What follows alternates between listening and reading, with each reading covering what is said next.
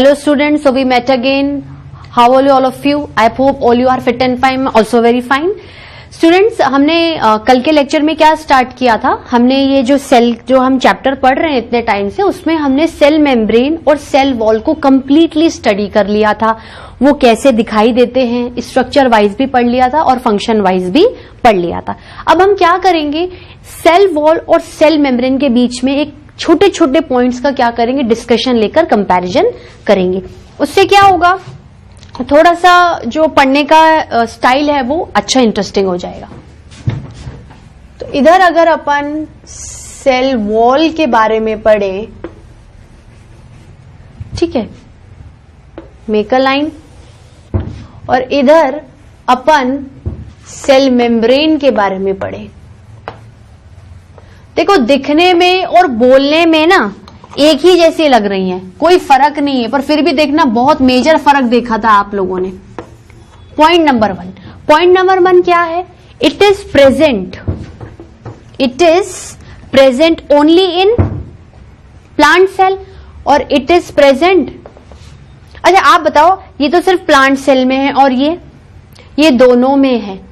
Animal cell में भी है और प्लांट सेल में भी है, लेकिन प्लांट सेल में क्या है, एक एडिशनल चीज मिली हुई है. देखो क्या है, एनिमल सेल है, एनिमल सेल मतलब सेल मेम्ब्रेन.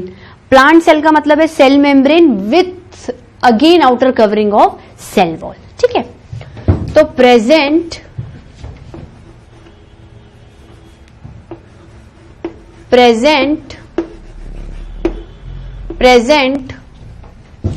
स्टूडेंट्स, मैं इसको एक मिनट सही कर लेती हूं, आपको वरना क्लियर नजर नहीं आएगा.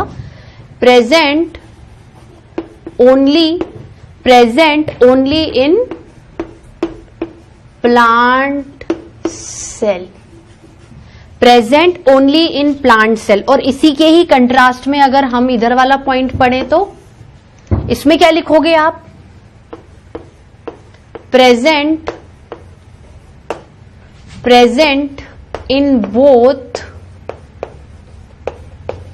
both plant cell as well as animal cell.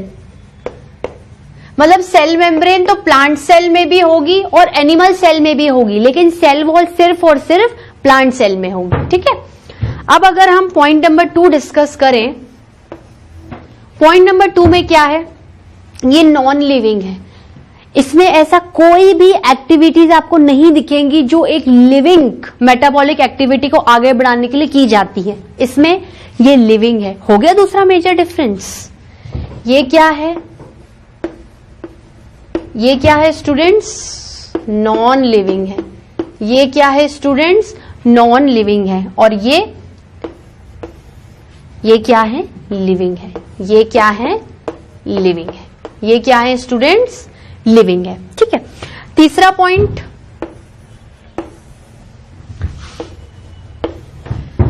Cell membrane क्या थी? फ्लेक्सिबल थी. जैसे मैंने अमीबा उठा लिया. अमीबा एक एनिमल है, ठीक है, उसको अगर फेगोसाइटोसिस करना है तो उसका एक ही सेल का जो स्ट्रक्चर है उसको क्या करना पड़ेगा? थोड़ा सा मूवमेंट करना पड़ेगा. तो ये क्या है? फ्लेक्सिबल है. वो क्या है? रिजिड है. बन गई बाहर तो बन गई, बिल्कुल नहीं हिलेगी डुलेगी. ठीक है, तो ये क्या है आपकी? रिजिड है. ये क्या है आपकी? रिजिड है. और ये इसके कंपैरिजन में क्या है? फ्लेक्सिबल है. ये क्या है स्टूडेंट्स? फ्लेक्सिबल है. और वो फुल्ली परमेबल है. जो आओ जो जाओ, ये सेलेक्टिवली परमेबल है. तुम ही अंदर आओगे और तुम ही बाहर जाओगे. ठीक है, तो ये क्या हो गई आपकी, अगर कंपैरिजन में उठाऊं तो आई थिंक इतने 4 कंपैरिजन बहुत है. इससे आपको एट अ ग्लांस सब कुछ समझ में आ रहा है. ठीक है, ये क्या है? ये क्या है स्टूडेंट्स आपकी?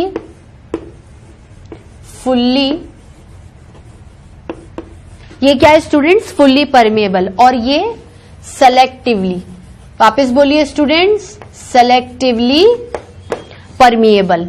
Selectively permeable. तो फटाफट सारे टॉपिक्स को एक बार वापस देख लेते हैं. सिर्फ प्लांट सेल में है, अंडरलाइन इट, सिर्फ और सिर्फ प्लांट सेल में है. ये क्या है? प्लांट में भी है, एनिमल में भी है. वो नॉन लिविंग है, ये लिविंग है, ठोस है, ये फ्लेक्सिबल है। फ्लेक्सिबल चीज को क्या है, जिस इंसान की पर्सनालिटी बहुत ज्यादा एडजस्टेबल और फ्लेक्सिबल होती है उसको आप कैसे भी क्या कर सकते हो, इन्वायरमेंट में ढाल सकते हो। अच्छा ऐसे करना है ऐसे कर लो, ऐसे करना है वैसे कर लो। फुल्ली परमिएबल है, सेलेक्टिवली परमिएबल है। इतना लिखिए स्टूडेंट्स। स्टूडेंट्स आप लोगों ने इसमें डिफरेंसेस अच्छे से पढ़ लिए थे, ठीक है। तो हमारा जो सेल मेम्ब्रेन और सेल वॉल वाला टॉपिक है वो क्या है, पूरा कंप्लीट हो चुका है। मतलब बेसिक स्ट्रक्चर ऑफ सेल में मैंने क्या क्या पढ़ लिया है। मैंने देखो सेल मेम्ब्रेन पढ़ ली है एनिमल सेल के कॉन्ट्रास्ट में, और सेल वॉल पढ़ ली है प्लांट सेल के कॉन्ट्रास्ट में। अभी मैं आपको एनिमल और प्लांट सेल नहीं बताऊंगी, वो जब मैं काफी आगे बढ़ जाऊंगी, आप ये मेन चीजें पढ़ लोगे फिर बताऊंगी। इसके बाद स्टूडेंट्स क्या पढ़े, बेसिक स्ट्रक्चर ऑफ सेल में मैंने आपको 3 चीजें बताई थी कि कोई सा भी सेल हो ये 3 चीजें प्रेजेंट होंगी ही होंगी, या 4 भी बोल सकते हैं। Cell membrane, cell wall, nucleus, cytoplasm and cell organelles. तो दूसरा जो मेजर टॉपिक में स्टार्ट करने वाली हूं वो क्या है, उसका नाम है न्यूक्लियस। क्या है स्टूडेंट्स, न्यूक्लियस। क्या है स्टूडेंट्स, न्यूक्लियस। हेडिंग डालिए स्टूडेंट्स, न्यूक्लियस। अब न्यूक्लियस क्या होता है, मैंने आपको पहले भी बताया था कि जब सेल की डिस्कवरी हुई थी तो कोई पिन पॉइंट लाइक स्ट्रक्चर दिखा था जो टुवर्ड्स सेंटर था। मैं ये नहीं बोल रही हूं कि वो हमेशा सेंटर में ही लोकेटेड होगा। देखो न्यूक्लियस को मेरे सेल का हेडक्वार्टर भी बोलते हैं। क्या बोलते हैं स्टूडेंट्स, हेडक्वार्टर, कंट्रोलर या फिर डायरेक्टर। हेडक्वार्टर, कंट्रोलर या फिर डायरेक्टर ऑफ सेल। 3 चीजों से नवाजा गया है, headquarter, controller and director. Put a star mark, very very important. Headquarter, controller and director. Headquarter मतलब सारी एक्टिविटीज यही कंट्रोल करके बैठा हुआ है। कंट्रोलर, मैं जब ऑर्डर दूंगा तभी आगे की एक्टिविटीज होंगी।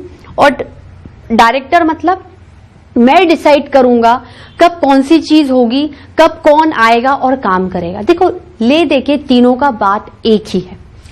मतलब सेल के अंदर जो भी एक्टिविटीज हो रही हैं, सेल के अंदर जो भी एक्टिविटीज हो रही हैं उसको कौन कंट्रोल करके बैठा हुआ है, उसको उसके अंदर का न्यूक्लियस कंट्रोल करके बैठा हुआ है। अब देखो अगर सिंपल डायग्राम में बोलूं तो ये आप मान लो कोई भी प्लांट सेल भी मान सकते हो, एनिमल सेल भी मान सकते हो। अगर आप इसे एनिमल सेल ले रहे हो तो आपको एक ही परत बनाने की जरूरत है, सिर्फ सेल मेम्ब्रेन की, सिर्फ सेल मेम्ब्रेन की। सेल वॉल की जरूरत नहीं है ना, एक और कवरिंग की अपन को एनिमल सेल में जरूरत नहीं है। मैं ये बोल सकती हूं कि न्यूक्लियस कैसा दिखता है, थोड़ा टूवर्ड्स सेंटर, ऐसे टूवर्ड्स सेंटर एक ऐसे बॉल की तरह स्ट्रक्चर है। ये क्या है, ball like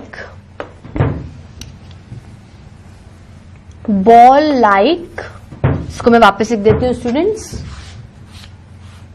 ball like structure. गेंद की तरह बीचों बीच एक आकृति नजर आएगी आपको, ball like structure, ball like structure, जिसको आप क्या बोल रहे हो, जिसको आप न्यूक्लियस बोल रहे हो, जिसको आप न्यूक्लियस बोल रहे हो। तो मैं ये कह सकती हूं कोई ऐसे सर्कुलर, थोड़ा oval shaped, spherical like structure present inside the cell towards the centre. देखो बिल्कुल सेंटर में नहीं बोलूंगी, towards the centre. And it is the controlling master of my cell who will control all the major and vital activities which are undergoing inside my cell. तो अगर मैं एक एक करके पॉइंट डिस्कस करूं तो क्या लिख सकती हूं स्टूडेंट्स, ऐसे लिख सकती हूं, spherical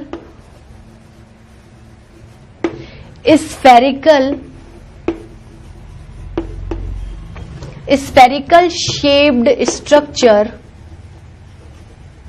spherical shaped structure. Spherical मतलब पूरा सर्कुलर नहीं होता, ऐसे थोड़ा सा यूं ले सकते हो,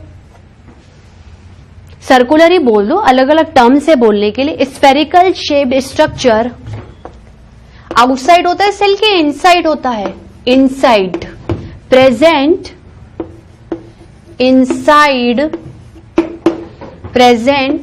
इनसाइड दी सेल, सेल के अंदर होगा, ऑब्वियसली बात है।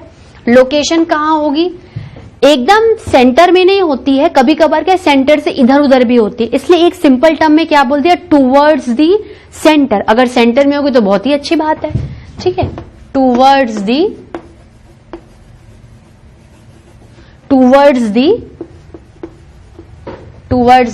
सेंटर, टूवर्ड्स दी सेंटर, ठीक है। क्या क्या करेगा न्यूक्लियस? अगर अपन सिंपल कहें कि स्फेरिकल शेप्ड स्ट्रक्चर है, लाइक अ बॉल, ऐसा कह सकते हैं कि बलून है, फूला हुआ बलून है, बलून एक सेल है, और उस बलून के अंदर आपने क्या कर दिया, एक और छोटा बलून डाल दिया, तो आप कह सकते हो कि बाहर वाला बलून तो सेल है और अंदर वाला छोटा बलून क्या है, न्यूक्लियस है। अब ये काम क्या क्या करता है, देखो, काम से रिलेटेड मैं आपको अभी सिर्फ पॉइंट्स बताऊंगी, लेकिन लेटर ऑन जैसे जैसे आप न्यूक्लियस की स्टडीज करते जाओगे, आपको उनकी जो फंक्शन है वो उसी टाइम क्या होगा, समझ में आता जाएगा। तो मैं आपको एज अ ग्लांस में बताऊं, एट अ ग्लांस अगर इसके फंक्शंस के बारे में बताऊं, तो ये क्या करता है, कंट्रोल द सेल मेटाबॉलिज्म,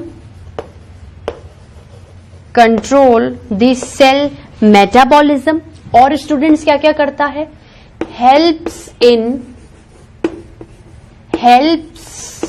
किसमें हेल्प करेगा students, helps in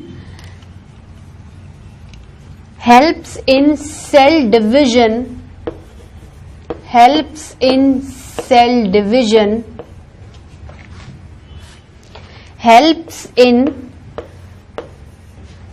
division, cell reproduction. अभी मैं आपको हेडिंग लिखा रही हूं फंक्शन के, इसको एक एक को समझाऊंगी। Cell division, cell reproduction and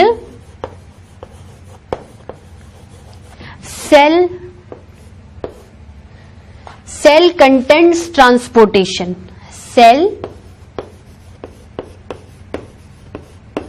contents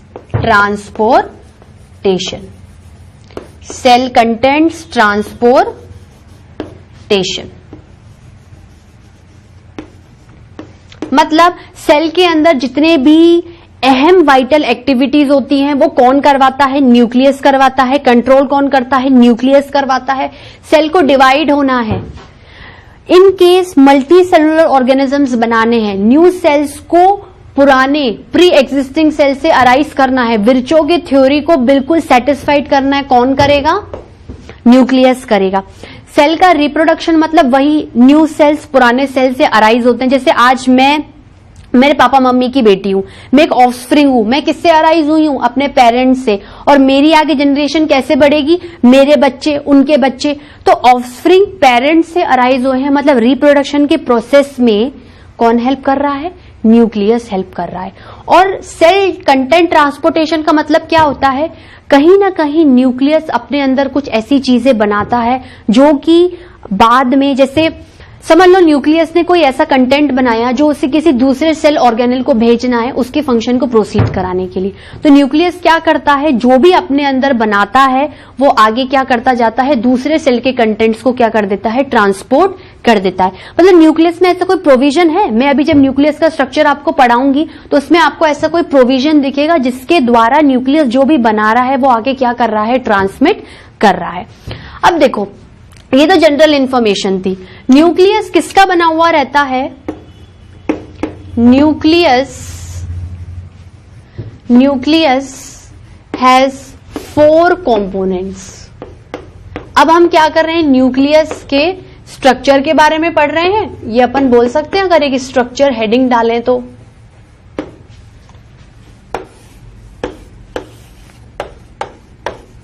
nucleus के अगर अपन स्ट्रक्चर के बारे में पढ़ें तो न्यूक्लियस में क्या होते हैं, 4 कंपोनेंट्स होते हैं students.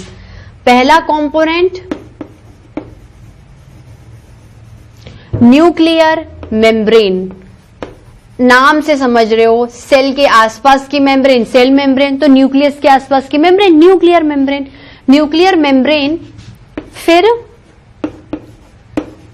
Nucleoplasm, nucleoplasm, then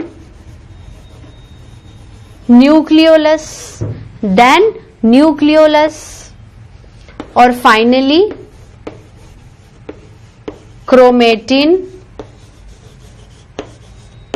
and finally chromatin material.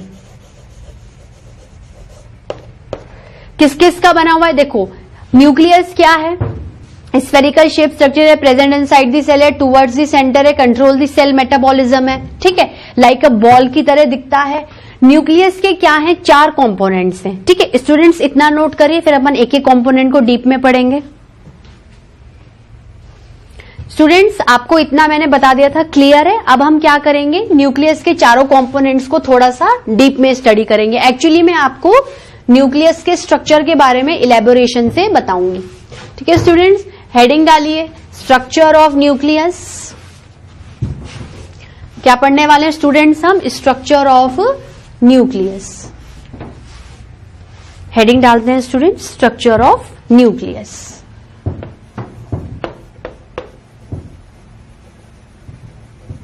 Structure of nucleus, structure of nucleus. मैंने क्या क्या 4 कंपोनेंट्स बताए थे,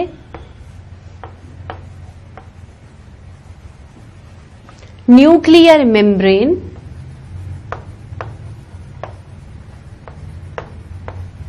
दूसरा क्या बताया था स्टूडेंट्स मैंने, nucleoplasm, nuclear membrane, nucleoplasm, nucleolus, तीसरा क्या था स्टूडेंट्स, न्यूक्लियोलस,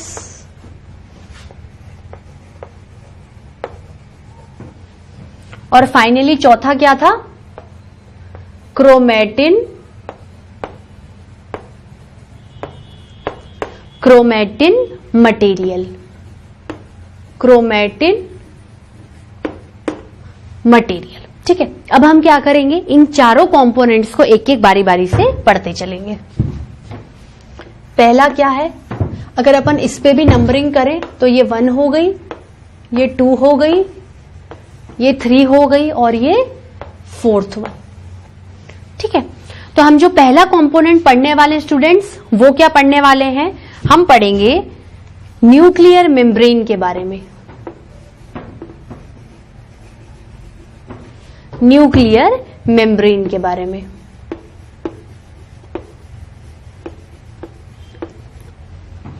न्यूक्लियर मेम्ब्रेन के बारे में, ठीक है स्टूडेंट्स। क्या पढ़ने वाले हैं हम, न्यूक्लियर मेम्ब्रेन के बारे में।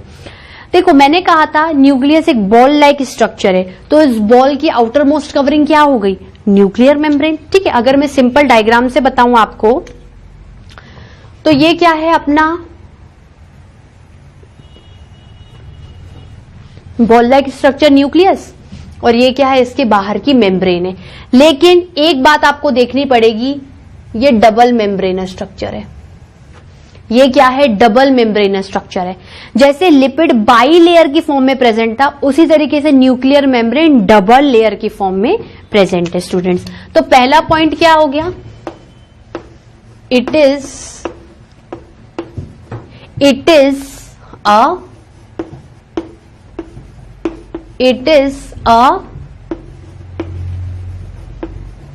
Double layer membrane, it is a double layer membrane. मतलब जो मेम्ब्रेन है वो 2 लेयर की फॉर्म में प्रेजेंट है, एक आउटर लेयर भी है और एक इनर लेयर भी है, ठीक है students.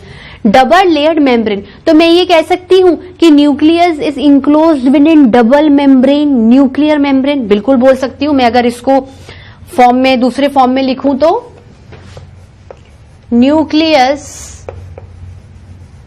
nucleus enclosed by double membranous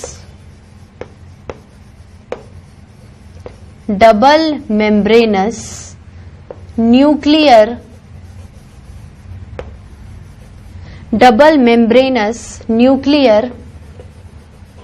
membrane बोल सकते हो उसे, nucleus enclose bye double membranous nucleus membrane. अब देखो, इस न्यूक्लियर मेम्ब्रेन के ऊपर छोटे छोटे पोर्स प्रेजेंट होते हैं।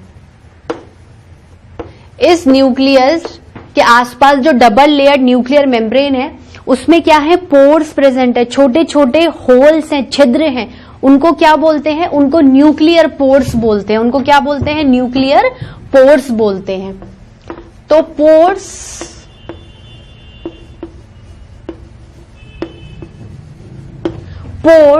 present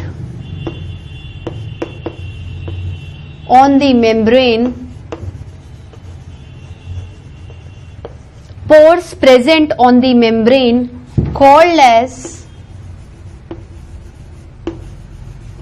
called as nuclear pore। Nucleus के न्यूक्लियर मेम्ब्रेन के ऊपर छोटे छोटे होल्स प्रेजेंट है जिनको क्या बोलते हैं, न्यूक्लियर पोर्स। बात समझ में आई? अगर न्यूक्लियस कुछ बना रहा है तो हो सकता है वो उन पोर्स के जरिए उस सामान को बाहर भेज देता हो। भाई जरूरी नहीं है ना कि सेल का हर सामान सेल खुद ही बनाए। जरूरी नहीं है कि आज जो मुझे चाहिए वो वाकई में मैं ही बनाऊं। मैं किसी और से भी तो ले सकती हूं, लेकिन सामने वाले के देने में कैपेसिटी भी तो होनी चाहिए। तो न्यूक्लियस अगर कुछ भी बनाएगा तो वो किस तरीके से ट्रांसपोर्ट करेगा, न्यूक्लियर पोर्स के थ्रू ट्रांसपोर्ट करेगा। तो पोर्स क्या करते हैं, सामान का आदान प्रदान। न्यूक्लियस अगर अपने अंदर कुछ बनी हुई चीज बाहर दे रहा है तो वो बाहर से कोई एसेंशियल चीज भी तो अंदर ले सकता है, तो पैसेज का क्या करता है, अलाउंस करता है। Pores allow transportation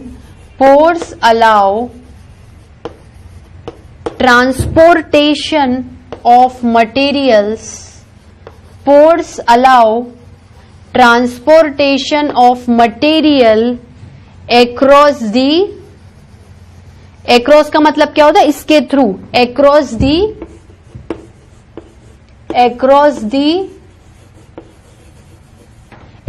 the nuclear membrane,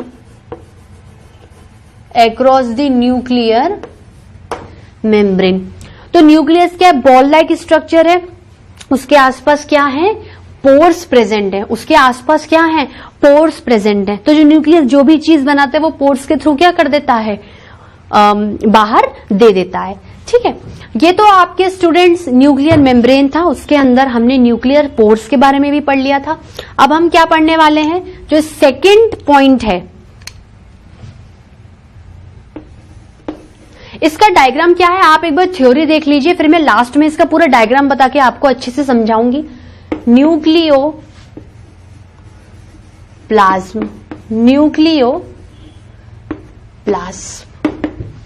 nucleoplasm मतलब न्यूक्लियस के आसपास, ठीक है, न्यूक्लियस के आसपास एक गीला पदार्थ है, एक फ्लूइड लाइक सब्सटेंस फ्लो कर रहा है। मैं क्या बोल रही हूं, न्यूक्लियस का प्लाज्म है, न्यूक्लियस का एक फ्लूइड लाइक सब्सटेंस है। तो ये क्या है, fluid like substance, fluid like substance present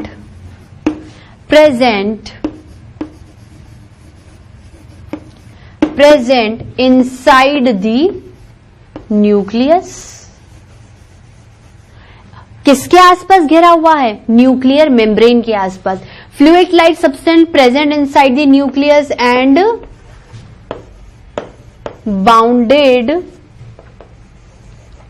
bounded by nuclear membrane and bounded by nuclear membrane and bounded by nuclear membrane।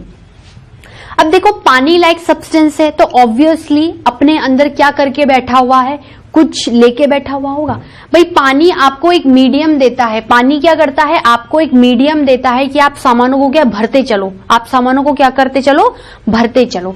तो अपन ये बोल सकते हैं कि it is a fluid like substance present inside the nucleus and bounded by nuclear membrane. अब इसके अंदर होता क्या है स्टूडेंट्स,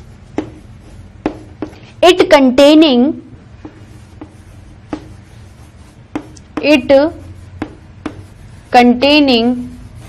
स्टूडेंट्स क्या क्या कंटेनिंग, जो बाकी के दो कंपोनेंट है न्यूक्लियस के, न्यूक्लियोलस एंड क्रोमेटिन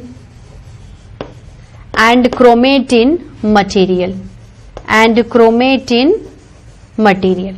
इतना नोट डाउन करिए स्टूडेंट्स।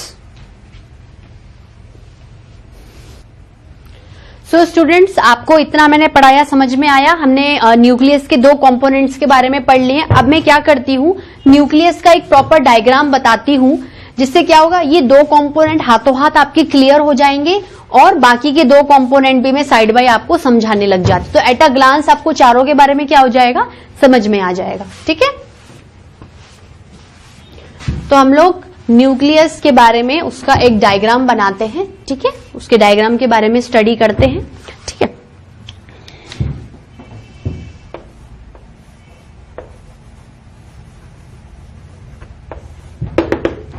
न्यूक्लियस, ये समझ लीजिए स्टूडेंट्स कि थोड़े से हम कलर्ड पेन्स का यूज करते हैं। ये क्या है, ये एक न्यूक्लियस है। ये क्या है, एक न्यूक्लियस है। ठीक है, अब मैं कह रही हूं ये डबल मेम्ब्रेनस है, मतलब जो इसकी बाहर की न्यूक्लियर मेम्ब्रेन है वो क्या है, डबल मेम्ब्रेनस है। ऐसा कुछ बना दूं, ये क्या हो गई,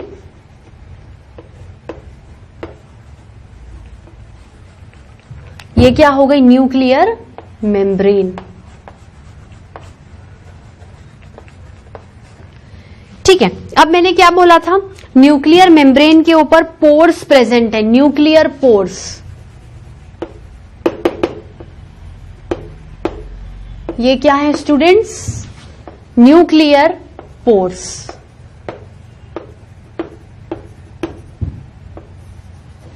ये क्या है,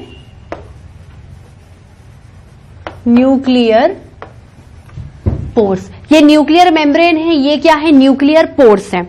अब मैं कह रही हूं कि न्यूक्लियर मेम्ब्रेन के अंदर एक फ्लूइड लाइक सब्सटेंस फ्लो कर रहा है। ये क्या है आपका, ये है स्टूडेंट्स आपका न्यूक्लियोप्लाज्म। ये क्या है students, nucleoplasm, fluid like substance. अब मैं कह रही थी इसके अंदर न्यूक्लियोलस भी है और क्रोमेटिन मटेरियल भी है। ऐसा कुछ मैं शो कर सकती हूं। न्यूक्लियोलस मतलब ऐसा कोई राउंड की तरह स्ट्रक्चर, और ये आपके क्या हो गए, अंदर के क्रोमेटिन थ्रेड्स।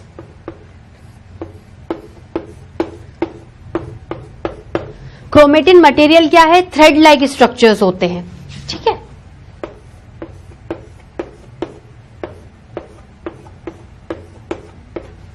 ठीक है स्टूडेंट्स, ये क्या है, chromatin material.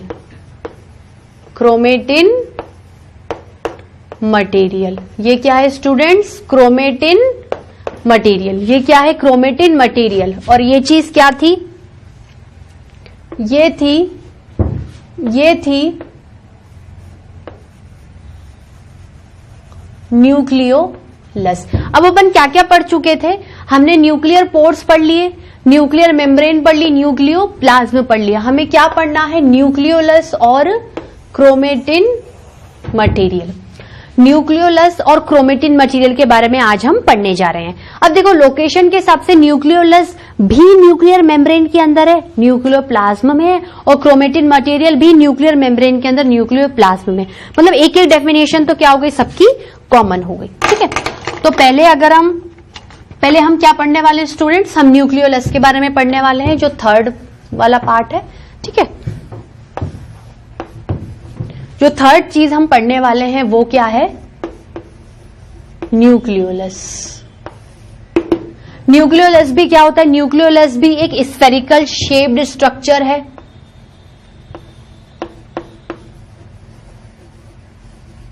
Spherical shaped structure, spherical shaped structure होती है। कहां प्रेजेंट है? Present in the nucleoplasm with in the nuclear membrane. Present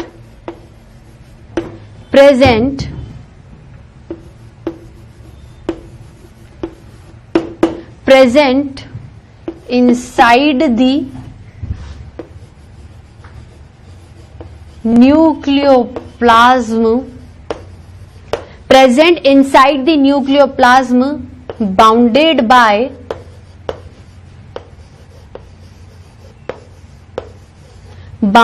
by nuclear membrane, bounded by nuclear membrane। देखो अब होता क्या है, एक न्यूक्लियस में एक न्यूक्लियोलस भी हो सकता है और एक से ज्यादा न्यूक्लियोलस भी प्रेजेंट हो सकते हैं।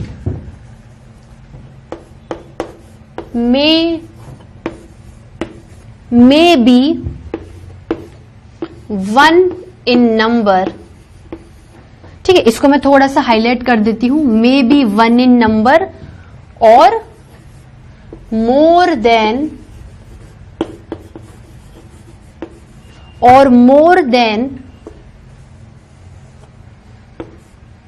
One, more than one in number, मतलब एक नंबर का भी हो सकता है और एक से ज्यादा नंबर का भी हो सकता है। तो न्यूक्लियोलस क्या है? एक स्फेरिकल शेप्ड स्ट्रक्चर है, present inside the nucleoplasm, bounded by nuclear membrane है, may be one in number or more than one in number है। अब ये तो क्या था, इसके स्ट्रक्चर की बात थी। अब अगर हम इसके फंक्शन से रिलेटेड पढ़ें, न्यूक्लियस एक्चुअली करता क्या है? देखो न्यूक्लियस क्या होता है? Made up of, nucleolus made up of RNA कुछ याद आता है? राइबोन्यूक्लिक एसिड, राइबोन्यूक्लिक एसिड एक जेनेटिक मटेरियल है। Ribonucleic acid made up of RNA and proteins, made up of RNA and proteins. अब न्यूक्लियोलस में ऐसा क्या होता है भाई? अभी तक हमने जो दो स्ट्रक्चर के बारे में पढ़ा उसमें कहीं ना कहीं न्यूक्लियर स्पोर्स की सिग्निफिकेंस भी तो बतानी है। तो अब मैं कहूंगी कि न्यूक्लियस और क्रोमेटिन मटेरियल ऐसा कुछ बनाएंगे जो कि अगर बाहर सेल को ट्रांसपोर्ट करना है तो मैं उसे न्यूक्लियर पोर्ट के जरिए बाहर भेज दूंगी। ठीक है, देखो ये क्या होता है? Made up of RNA and proteins. काम क्या है इसका? ले देके न्यूक्लियोलस का काम क्या है? Helps in formation of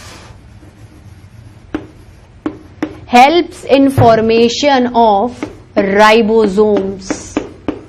Very important. It is one of the cell organelles. Ribosomes. इसी के बिहाफ पर हम न्यूक्लियोलस को या ओवरऑल न्यूक्लियस को कहें तो इट इज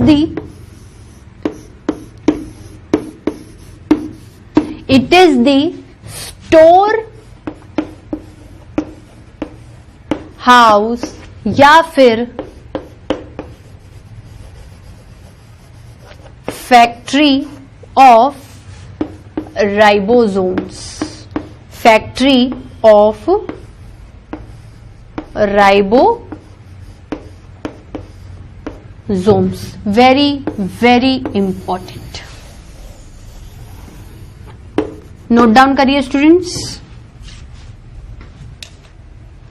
सो स्टूडेंट्स हमने क्या स्टार्ट किया था? आज हमने न्यूक्लियस स्टार्ट किया था और न्यूक्लियस में हमने चार कंपोनेंट्स के बारे में पढ़ा था। उसमें मैंने देखो आपको डायग्रामेटिकली भी शो कर दिया है, न्यूक्लियर मेम्ब्रेन बता दी है, न्यूक्लियोप्लाज्म बता दिया है और न्यूक्लियोलस भी बता दिया है। ठीक है स्टूडेंट्स, अब आगे की स्टडी हम नेक्स्ट लेक्चर में पढ़ेंगे। Till then bye bye.